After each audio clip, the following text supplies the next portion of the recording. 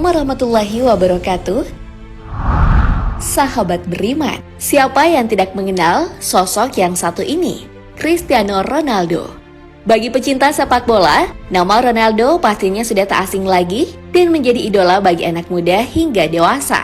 Keseharian Ronaldo pun selalu menjadi sorotan warganet, apalagi saat ia memakai peci dan bahkan mengucapkan kalimat Alhamdulillah.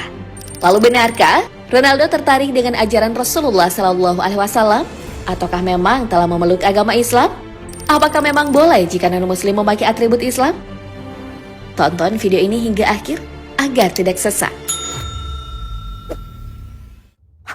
Dalam kehidupan sehari-hari, kita tak pernah lepas dengan interaksi dengan manusia, sehingga ucapan kita pun akan diingat jelas oleh orang di sekeliling kita. Sebagai umat muslim contohnya, ketika sedang gembira, kita mengucapkan hamdalah. Ketika berjanji, kita memilih ucapan insya Allah. Namun siapa sangka, jika tokoh dunia non-muslim pun mengucapkannya. Ucapan seperti Alhamdulillah, Astagfirullah, Masya Allah, dan sebagainya bukanlah ucapan biasa. Allah Subhanahu wa Ta'ala bahkan pernah menegur Nabi Muhammad SAW karena lupa mengucapkan insya Allah. Dan jangan sekali-kali engkau mengatakan terhadap sesuatu, aku pasti melakukan itu besok hari, kecuali dengan mengatakan insya Allah. Al-Quran Surah Al-Kahfi ayat 23 hingga 24. Pada ayat tadi, Allah menegur Nabi Muhammad SAW karena perkataan Rasulullah kepada orang-orang kafir.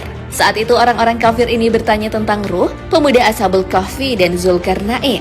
Besok saya kabarkan jawaban pertanyaan kalian, jawab Nabi Muhammad SAW. Beliau lupa mengucapkan insya Allah. Akibatnya wahyu tidak turun selama 15 hari. Karena hal inilah, Rasul jadi sedih karena wahyunya datang terlambat.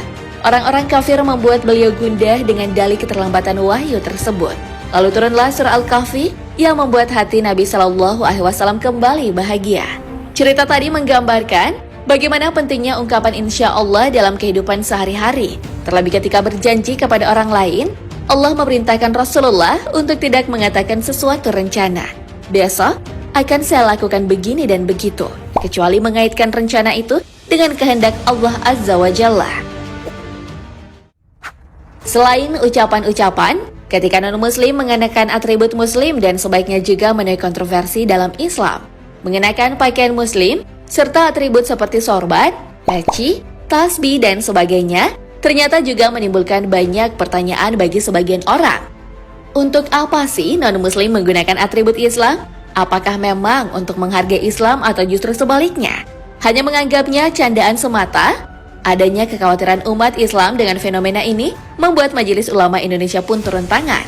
Fatwa dari MUI mengatakan bahwa perbuatan ini menyerupai perbuatan-perbuatan tasyabuh dengan agama lain. Di antara dalilnya adalah hadis. Barang siapa yang menyerupai suatu kaum atau golongan, maka dia termasuk golongan mereka. Hadis riwayat Abu Daud.